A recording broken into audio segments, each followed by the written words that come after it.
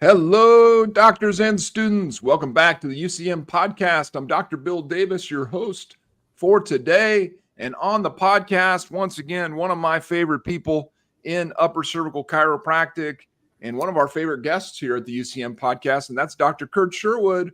Welcome back to the podcast, Dr. Kurt. All right. Thanks for having me again.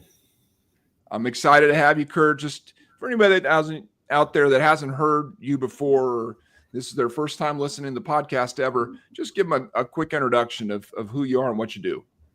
Okay. So I've been on the podcast before, so a lot of people know me, especially in the NUCCA world, because I am on the NUCCA board of directors, and I'm a credentialed instructor, so I'm always at the conferences teaching and stuff. But anyways, so I am a NUCCA chiropractor. I'm in the Renton, Washington, which is a suburb just a little bit south of Seattle. And I've been in practice, it sounds crazy, but for 35 years now. Second generation chiropractor. I've got a bunch of chiropractors in my family. So kind of one of those chiro kid stories. Yeah. But anyways, so that's a brief intro. And so, Kurt, you started in practice at what age? What was the age that you started? So I went I knew I wanted to be a chiropractor when I was in high school. So I went as fast as I could. I did like my undergraduate in probably like two and a half years.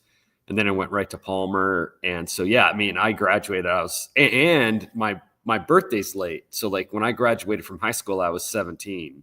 Right. So, I was 23 or 20, whatever, when I graduated. Right. I was I was like chiro boy. Yeah. So as long as you and I have known each other, I've always kidded you about this, right? Like, it's like, man, you've been practicing forever it's like you've been practicing forever.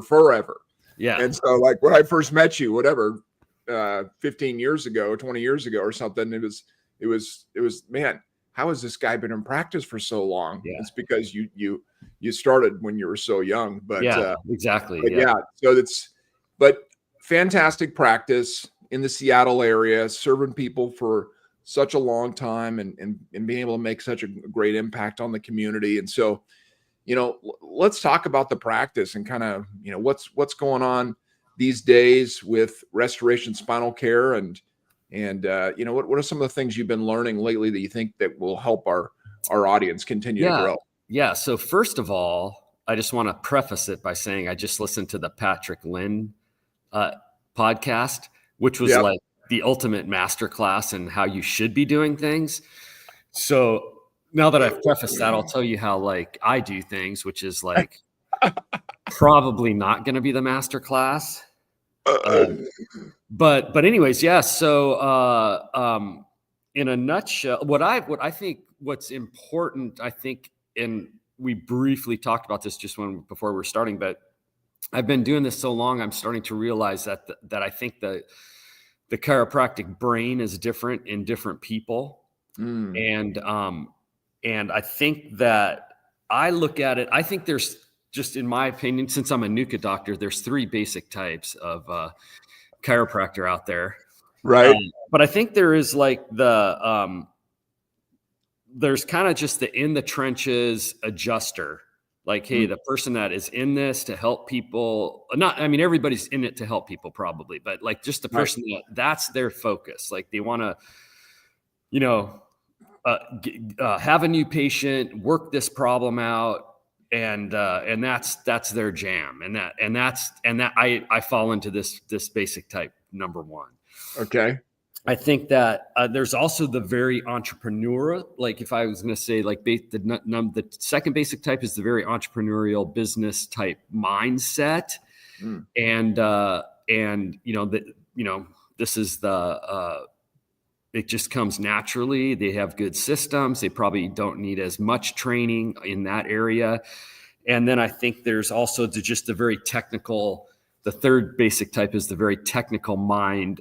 The person that's, probably going to do the ICA diplomate program and just study anatomy and physiology and that sort of thing. And the truth is we're probably all a little bit of these things.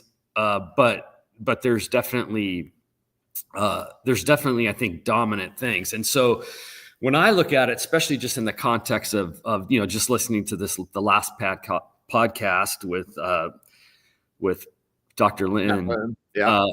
But I think your mind moves in different places. Like if I have a minute to think about stuff like, hey, what was going on in the day? Or if I'm laying in bed and I'm thinking about stuff, like I'm thinking about this misalignment, this post-extra I had. What did it do? Why didn't it do what I want? And I'm not, the last thing on my mind, honestly, is like, how many patients did I see? How many new patients? Like it's just not how my brain is wired. And I've just kind of accepted that thing.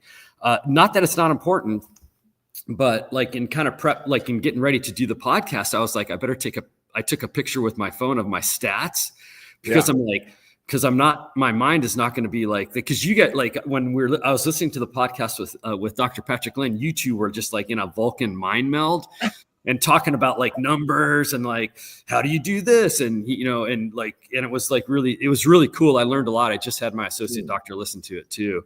Awesome. But I don't think everybody's wired exactly like that. And then I think there's the mind that's wired just for a lot of anatomy and physiology, imaging, stuff like that.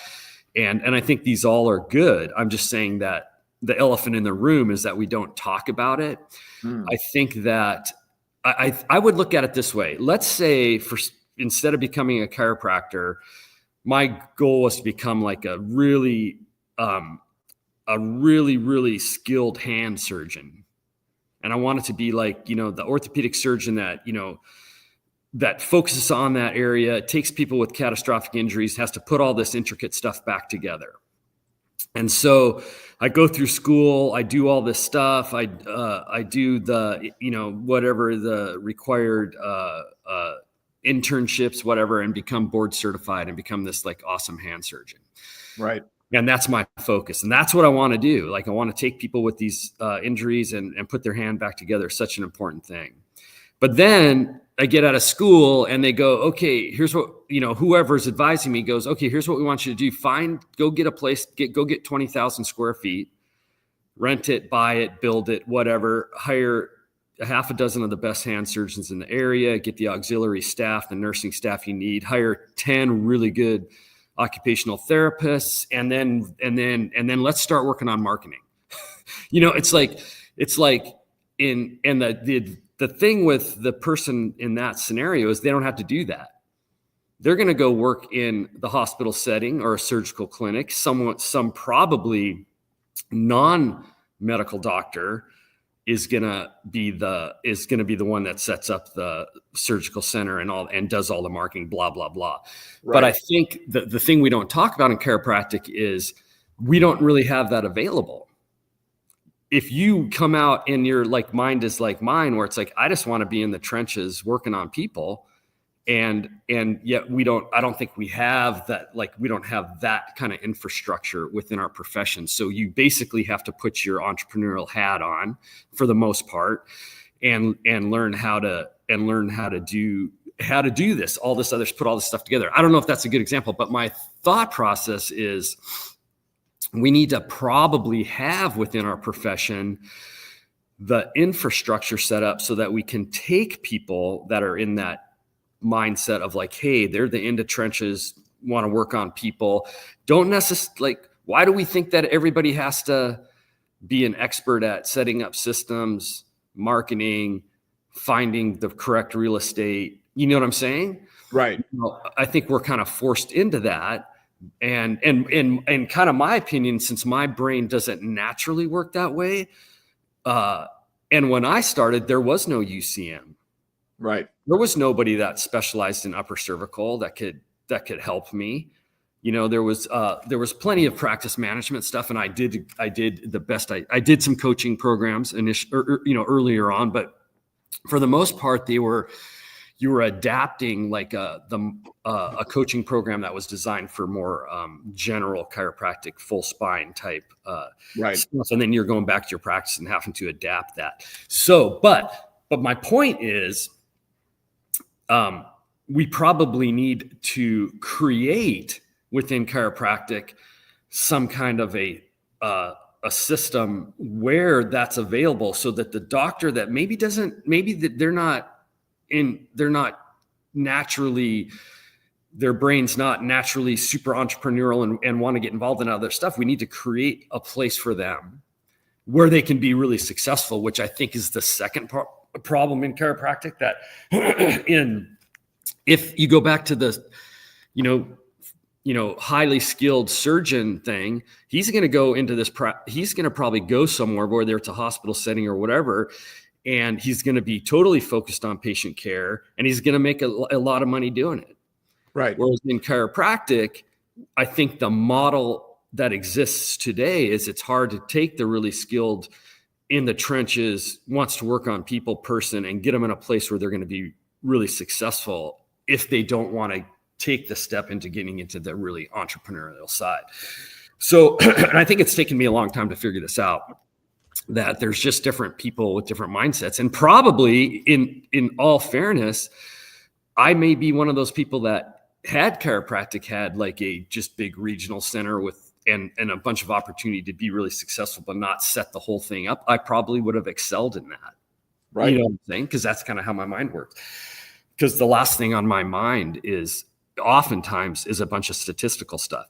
So a couple things to think about. If your mind works like my mind, which is very clinical, hands-on, work with patients, you better get someone like upper cervical marketing to help you, because I just don't naturally go, my brain doesn't go that way naturally. So you better have the right. And what I like about upper cervical marketing is originally what you helped me with, Bill. Well, before you even had upper cervical marketing, we would talk about websites and SEO and stuff that I didn't know anything about. So that was really helpful. And that's where I thought I needed my initial help. But now, which we'll probably segue into here, is there's so much more to it, including what we were talking about helping find an associate doctor and and onboard them. And because the reality is, I like with my mindset, it took me a while to get my practice going. It's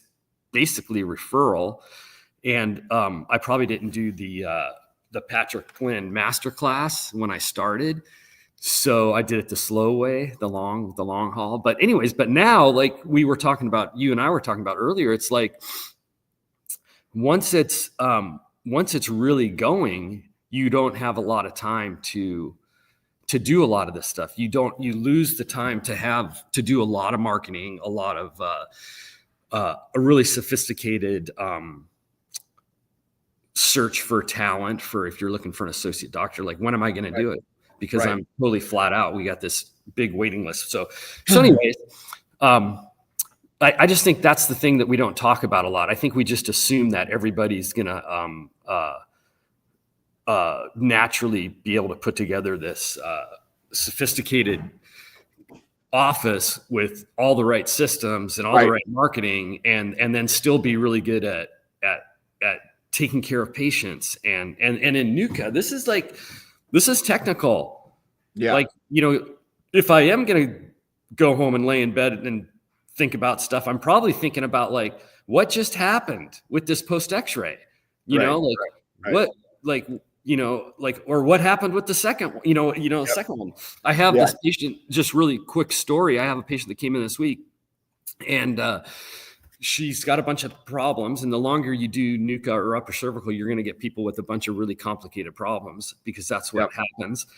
And she can tell, like, her posture doesn't look right. She's like, oh, people tell me and she's got this huge, lateral flexion of her head just naturally. And so for example, and she told me, she said, a doctor once told me that I have some kind of congenital anomalies in my neck. And, so we're like, okay, well, we're going to figure that out. So we look at this X-ray image, and she's got like 7 degrees of,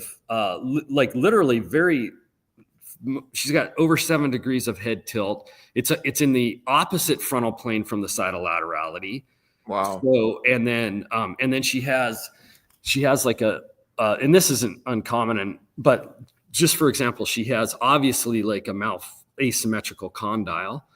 She has the superior articulating surface of C2 is matchingly asymmetrical, which is the miracle of how the body adapts. She has like a posterior, posticulus ponticus, but on the nasium view, there's like another foramen that has formed between the superior part of the lateral mass and the transverse process. So she has it bilaterally. So she has like a posterior ponticle. Then she has these ponticles on both sides of the lateral mass in the A to P view, so obviously like where these ligaments have calcified or whatever creates that. Wow.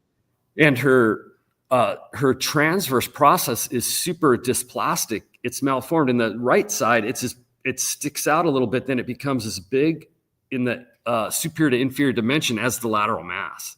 You're not going to miss this contact point because it's like this gigantic, and both sides are like that, except the left side's a little bit like not as, but anyways, my point being that like, that's what like is in my mind. I'm like, whoa, what are we doing? Like, what do we do here? And the last thing on my mind is like, how many new patients do we have this month? You know what I'm saying? Right. And there's nothing wrong with if your first thing on your mind is like, how many patients do we have left this month? Because what you have to do then is just learn how to put the technical hat on. And that's it, right?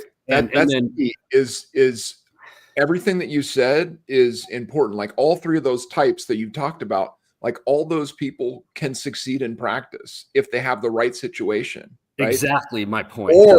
Or they can fail in practice if they have the wrong situation. Exactly. Right. Yeah. And so it's so important that you understand who you are, right? Understand what your strengths are and what your weaknesses are and how to get help with the weaknesses, because you have to help. You have to get help with them. Right. And that's a big part of why we started, or, why I started this company originally as upper cervical marketing, right? Is to help market upper cervical, because I knew how great upper cervical was. Got injured. I couldn't practice anymore. I started helping out, a few of my friends, right? Like you said, with their websites and those kinds of stuff. And I was like, man, this is, people need to know about upper cervical. It's awesome. And not enough people know about it. And so that's how it started, right? Upper cervical marketing.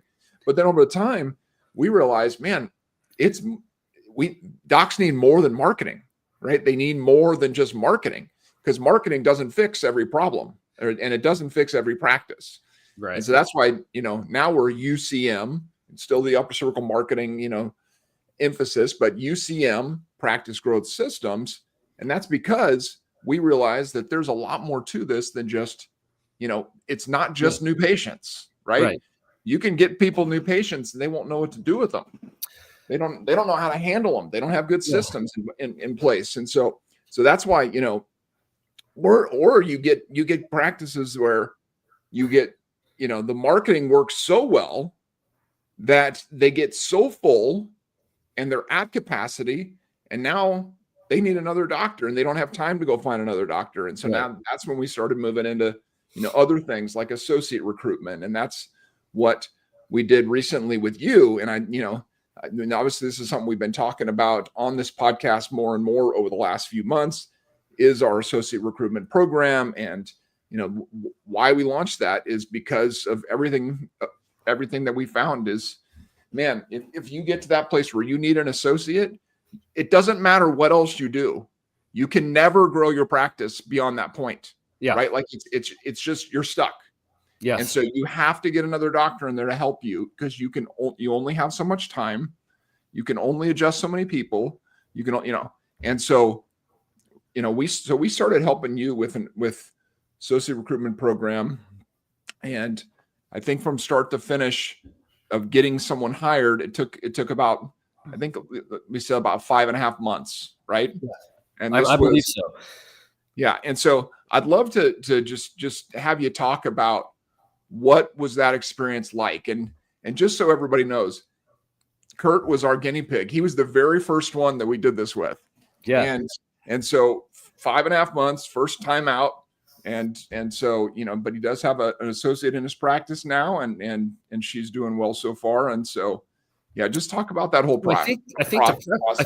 I think we were at the spring NUCCA conference in California last year, and I had an associate, and things were going pretty well, and I really wanted to what we talked about was I wanted to have another associate doctor. Right. And so you were like, oh, hey, or maybe Tony, I can't remember if you were there too. So, yeah, but like they were like, oh, hey, you know what? We've been kind of working behind the scenes to do something like this. And yep. so then we were like, I'm like, okay, I'm all in, let's do it. Because like you said, like, like, I just don't have the time to, I can barely keep up with patient care, let alone figure out how to do like an all-encompassing, contact all the schools and the state associations, right. Blah, blah, blah. Yeah, because that's what it's a marketing program, right? That's ultimately what it is. It's a marketing for an associate. And so go ahead. Yeah. So I had you guys do it, and then I basically let you guys handle it. And then we went through this process where we're pushing out the associate offer through a whole bunch of things, right? Just not just in my area or my state, but we're like state associations, schools, a whole bunch of things, talent, networks, like, cause it's kind of, is it like, I'm sure it's encompassing like Indeed and other. Yeah. Yeah, absolutely. And I mean, one of the things that we found, cause obviously this is something that we've been studying. Now we've been doing this for 13 years. And so we've been studying this over the years through the podcast, through our clients and whatnot, is like, there's more than just like, just put a post out there, right? Like you got to get dialed in on what you're actually looking for. Right. And so that's what we did with you on the front end too, right? Is like, okay, what are we looking for? What is this, what are the KRAs, the KPIs? What's all this that, so you can get a really good picture of this.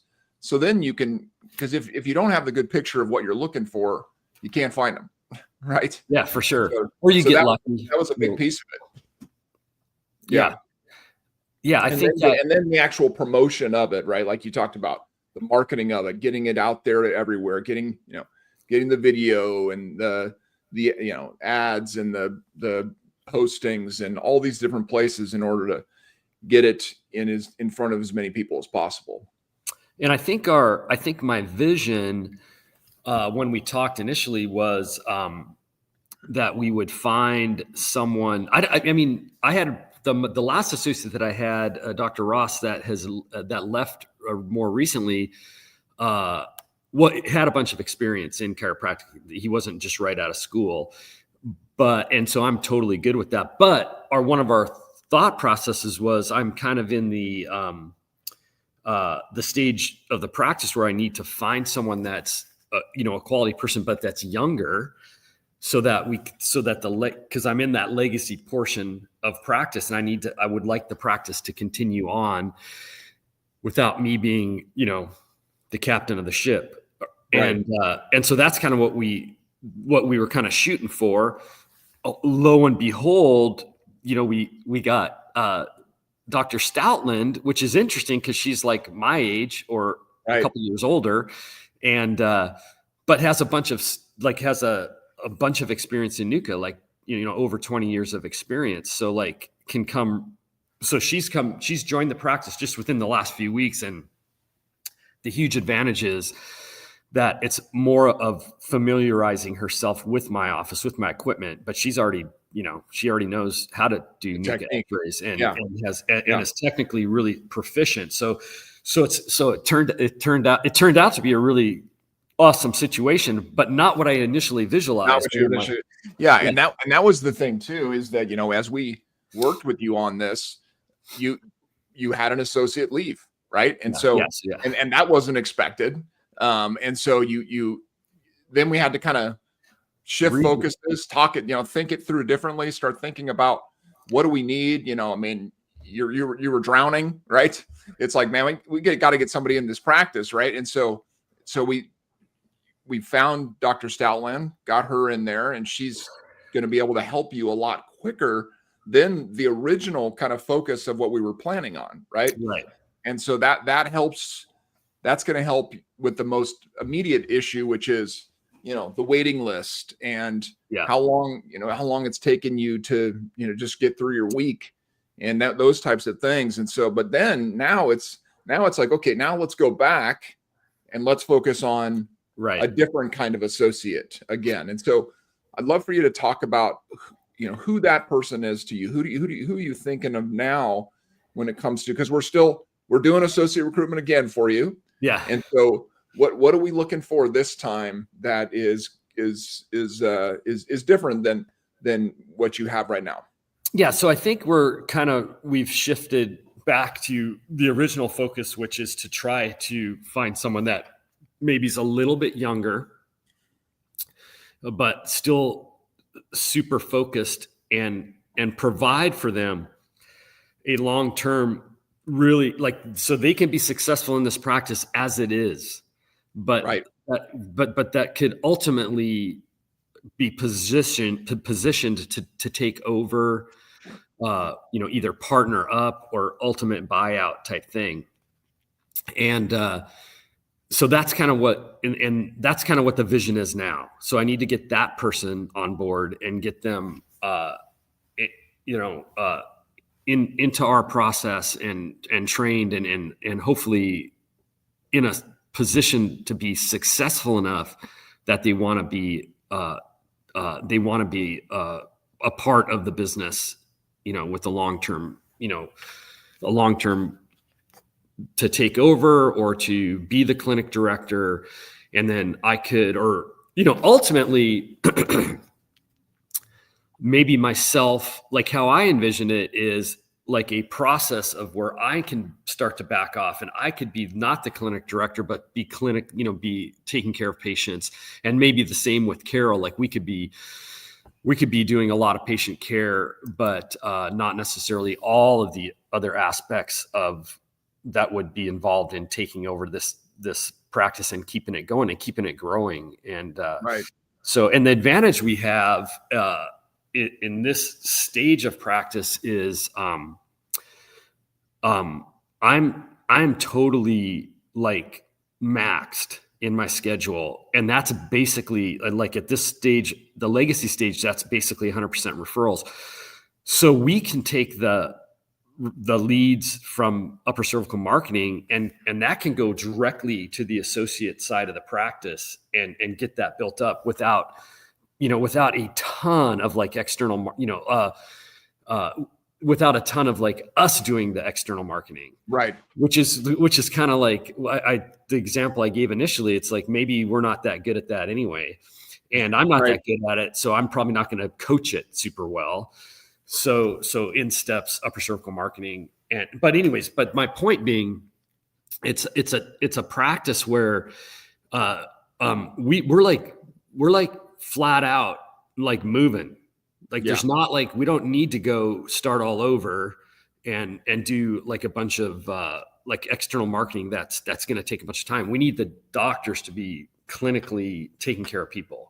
Yeah. And so it's kind of it's a great scenario for the right person, because you can do it however you want to do it. You can do what I did, which is go open a practice and take a whole bunch of years to get it rocking. And then go through all the stuff I'm going through right now, which is find an associate or whatever. Or you can find a practice like mine, which is in the legacy phase, come in and be successful from the beginning, and then really focus on the clinical and the taking care of patients thing. And then we have coaching and help in these other areas, like marketing and that sort of thing. So that's kind of my vision. That might've been and I think that's awesome. Like going back to your original point about the different mindsets of chiropractors as they come out of school or are in practice is, this is the kind of the person that probably would fit best in this scenario is that one who has a little bit more of an entrepreneurial mindset, right? Who can see that, maybe can see a bigger vision for this practice than you've ever been able to see. Right. Because I mean, the idea here is that your practice goes on beyond you, right? That you continue to, the restoration spinal care continues to serve your community for decades to come. Yeah. And so the right person that could step into like you said, a practice that already has so many things going for it, and be able to step in with maybe some new vision and energy and excitement, whether they're a practicing doctor now, or if they're a student who it's all about the right fit and the right person for this position. But man, this could be an incredible opportunity for someone. It's a great opportunity. And even if the person's not the 100% entrepreneurial mindset, maybe they're 50-50, you Right. can step right into this office and you're not like, when I opened up, I was totally focused on how am I getting new patients? How am I going to get this thing going? Where in this practice, you can come right in and be hands-on, taking care of people, and because a lot of that's already done. Yeah. Now it just needs to go to the next level, so we need the person that's, I think there's an opportunity for multiple different kinds of mindsets here. The entrepreneurial thing is the ideal, but I think you could still be a pretty technical mindset and come into the situation like this and you're not totally starting from scratch. And then you just want to push it to the next level, which in our situation where we already have you on board, like, it's not like the entrepreneurial doctor that has to come in has to do all this stuff again. Right. We just have to have you do it all. That's right. Yeah. And that's the thing too, is the blessing of working with us is we can ratchet it up, right? Like if they want more new patients, we can crank out more new patients, right?